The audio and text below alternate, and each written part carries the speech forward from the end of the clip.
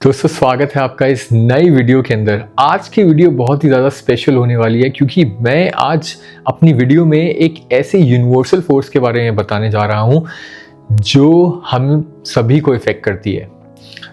ध्यान से सुनिएगा और वीडियो को देखिएगा पूरे अंत तक। जिस फोर्स की मैं बात करने जा रहा हूँ उसका नाम है पावर।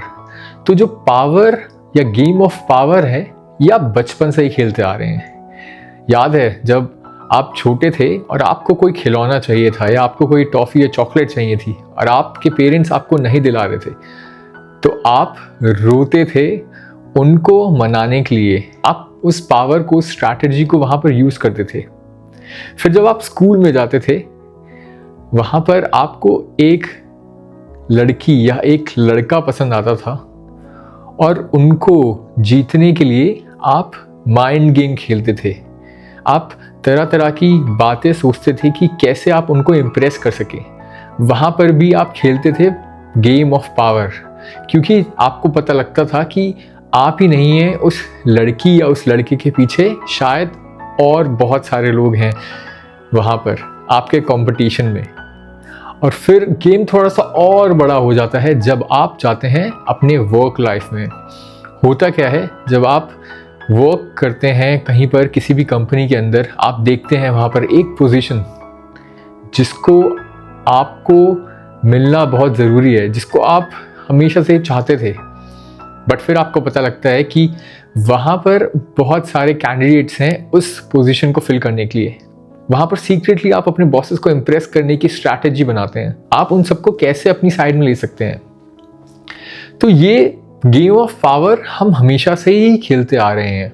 बट होता क्या है दोस्तों, हमारी लाइफ में बचपन से लेकर अब तक इतने सारे इवेंट्स होते हैं कि हम बहुत सारी चीज़ें भूल जाते हैं, या जैसे हम पहले बिहेव करते थे वैसा हम अब शायद नहीं कर पाते, या और इसी वजह से हम इतने ज़्यादा सक्सेसफुल नहीं बन पाते। हम घूमते रहते हैं गोल गोल और हमें शायद बहुत सारे लोग पागल बना देते हैं। तो दोस्तों ये जो चीज़ें हैं, ये जो लॉज हैं, मैंने बहुत हार्ड वे में सीखे हैं और आपको ऐसा ना हो इसलिए मैं आज टॉप बेसिक 3 लॉज जो बहुत ही ज़्यादा इम्पॉर्टेंट है समझने, सक्सेसफुल बनने के लिए आपके लिए प्रेजेंट कर रहा हूँ। और ये लॉज जो मैंने लिए हैं ये इस बुक में से लिए हैं, the 48 laws of power by Robert Greene. अगर आपके पास ये बुक नहीं है और आपने शायद उस बुक के बारे में नहीं सुना है तो मेरा रिकमेंडेशन है पहले तो कि आप इस बुक को ज़रूर खरीदें, और ख़रीदने से पहले शायद थोड़ा सा मार्केट रिसर्च करें, क्योंकि मेरे हिसाब से अगर आपको लाइफ के अंदर सक्सेसफुल बनना है तो आपको लॉज ऑफ पावर ये बुक खरीदनी ज़रूरी है और पढ़नी ज़रूरी है और उसके बारे में समझना ज़रूरी है। बट हम ज़्यादा देर ना करते हुए चलते हैं अपने पहले लॉ पर। पहला लॉ क्या कहता है? पहला लॉ कहता है कि किसी को भी अपने एक्शन से इंप्रेस करो, ना कि सिर्फ अपने वर्ड से। सिंपल सा रीज़न ये है, अगर आप किसी को ट्राई करोगे ना आर्गुमेंट करने का कि मेरी बात तू मान जा, ये मैं बोल रहा हूँ, पर जनरली होता क्या है कि लोग अपने ओपिनियन को बहुत ज़्यादा प्रेफर करते हैं क्योंकि आप उनको सिर्फ वर्ड से इंप्रेस करने की कोशिश कर रहे हो या आप कुछ प्रूव करने की कोशिश कर रहे हो सिर्फ वर्ड से।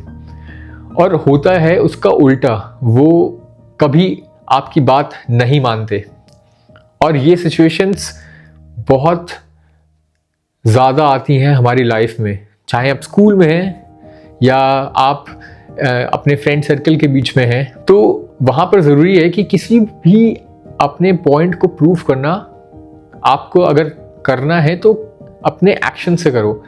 और एग्जाम्पल के तौर पे हिस्टोरिकली भी हमने यही देखा है कि गांधी जी जब ब्रिटिशर्स को हमारी कंट्री से हटाने की कोशिश कर रहे थे तो उन्होंने सिर्फ वर्ड्स का ही यूज़ नहीं करा, उन्होंने एक्शन लिए। उन्होंने डांडी मार्च करा, उन्होंने बहुत सारे मार्चेस करे या उन्होंने बहुत सारे ऐसे डेमोन्स्ट्रेशन करवाए।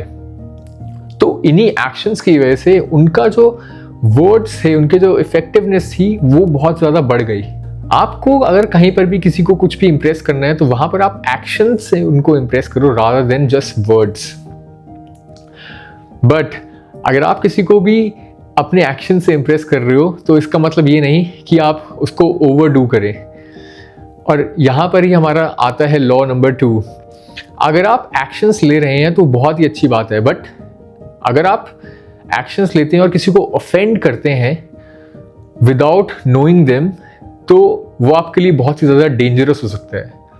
तो लॉ नंबर 2 यही है कि never offend someone without knowing them. अब ये बहुत ज़्यादा डिसाइसिव होता है कि आप किससे बात कर रहे हैं, उसका लेवल क्या है, उसकी पोजीशन क्या है। तो होता क्या है दोस्तों, अगर आप किसी को क्रिटिसाइज करते हैं, आप किसी को गाली देते हैं शायद, या आप किसी को बुरा भला कहते हैं, बहुत सारे ऐसे लोग होते हैं जो उस चीज़ को भूल जाते हैं। बट बहुत सारे ऐसे लोग ऐसे भी होते हैं, खासकर जो ऊंची पोजीशंस पे होते हैं, जिस चीज़ को वो नहीं कभी भूल पाते, और इस वजह से वो आपको लॉन्ग टर्म में बहुत ही ज़्यादा हार्म देते हैं। और ये लॉ मैंने अपने लिए बहुत ही ज़्यादा हार्ड वे में सीखा है, क्योंकि जब मैं यहाँ पर अब्रॉड आया था और मैंने यहाँ पर काम करना शुरू करा था जर्मनी के अंदर, तो मैं अपने बॉसेस से और अपने कलीग से जो कि डिफरेंट लेवल पे हैं, उनको सेम लेवल पे बात करता था उन दोनों से, और इसके कॉन्सिक्वेंसेस बहुत ही ज़्यादा ख़राब हुए थे। और धीरे धीरे मैंने ये चीज़ सीखी और उसको चेंज करा। अगर आप अपने बॉस का मजाक उड़ाते हैं या अपने कलीग्स के साथ में बैठकर उनके पीछे कुछ ऐसा बोलते हैं, अगर आपके बॉस को इस बारे में पता लगता है, तो होता है दोस्तों ऐसा कि वो शायद आपको डायरेक्टली तो कुछ नहीं कहेगा, बट आपके लाइफ में, आपकी वर्क लाइफ में इनडायरेक्टली बहुत ही ज़्यादा चेंजेस आएंगे। कैसे कि आपको जो पोजीशन चाहिए थी या आप जिसको डिज़र्व करते हैं वो आपको नहीं मिलेगी, या आपको जो प्रोजेक्ट चाहिए था वो आपको नहीं मिलेगा, आपको वो शायद किसी ऐसी जगह पर ट्रांसफ़र कर देगा। ऐसे बहुत सारी चीज़ें होंगी जिसको आप शायद फिगर आउट नहीं कर पाएंगे कि ऐसा क्यों हुआ। तो इसलिए बहुत ही ज़्यादा इम्पॉर्टेंट है अपने सुपीरियर्स से आपको कैसे बिहेव करना है, उनसे कैसे आपको बात करनी है। तो अब चलते हैं दोस्तों हम अपने लॉ नंबर 3 पे। लॉ नंबर 3 है और भी ज़्यादा इम्पॉर्टेंट अगर आपको अपनी लाइफ में एक पावरफुल पोजीशन पे जाना है।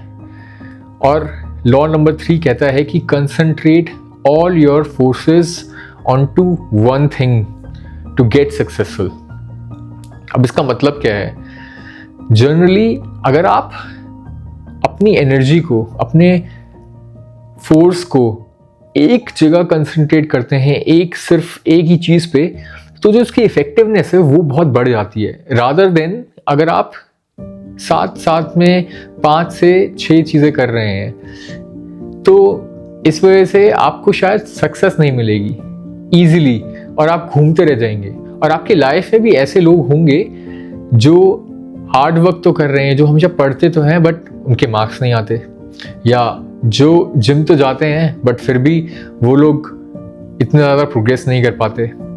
तो ऐसी बहुत सारी चीज़ें आपकी लाइफ में आपने खुद देखी होंगी, और इसका रीज़न सिंपल सा ये है क्योंकि वो एनर्जी जो है वो भी एक यूनिवर्सल फोर्स है, और उसको एक डायरेक्शन में चैनलाइज करना वो आपकी जिम्मेदारी है, और आपको उसको समझना बहुत ज़रूरी है।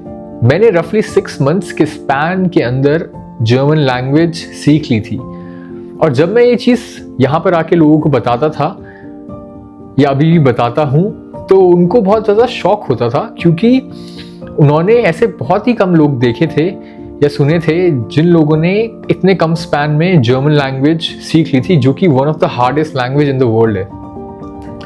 अब इसका रीज़न सिंपल सा था, ये मैं ऐसा क्यों कर पाया, क्योंकि मैं जब जर्मन सीख रहा था उस 6 मंथ्स के स्पैन में मैं सिर्फ जर्मन सीख रहा था, मैंने और कुछ नहीं करा। और इस वजह से जो मेरा इफेक्टिवनेस था वो बहुत ज़्यादा बढ़ गया। और इस वजह से दोस्तों आप लोगों को ये चीज़ बहुत ज़्यादा समझनी ज़रूरी है कि अगर आप कोई काम कर रहे हैं ना, तो उसको कंसिस्टेंटली करो, और उसको एक, अगर आप शॉर्ट स्पैन के टाइम में ही कर रहे हैं ना, तो वो कंसिस्टेंसी बहुत इंपॉर्टेंट है, और इस वजह से आपको जो सक्सेस रेट है वो बहुत बढ़ जाएगा आपका। तो दोस्तों अगर आपको नहीं घूमना है गोल गोल, और आपको पानी है रियल में सक्सेस, और आपको अपने गेम को इम्प्रूव करना है ना, तो ये 3 लॉ डेफिनेटली सीखो और इनको अपनी लाइफ के अंदर यूज करो। पहला law, take actions rather than talking all the time. Law number 2, never offend someone without knowing them. Law number 3, concentrate your forces. अगर आप इन 3 लॉ को समझ लेते हैं और यूज़ करते हैं ना, तो इस बात की तो गारंटी है कि आपको जो सक्सेस है या आपको जो गेम लाइफ का है वो आप बहुत अच्छे से खेल पाएंगे। मगर अगर आपको ये वीडियो पसंद आई हो तो लाइक, कमेंट, सब्सक्राइब करिएगा ही। मगर आपके पास में अगर ऐसी कोई स्टोरीज हैं इन गेम ऑफ पावर से रिलेटेड तो उसको शेयर करिएगा, मुझे पढ़ने में बहुत मज़ा आएगा। और मैं आपको मिलूंगा अपनी नेक्स्ट वीडियो में, तब तक के लिए टेक केयर।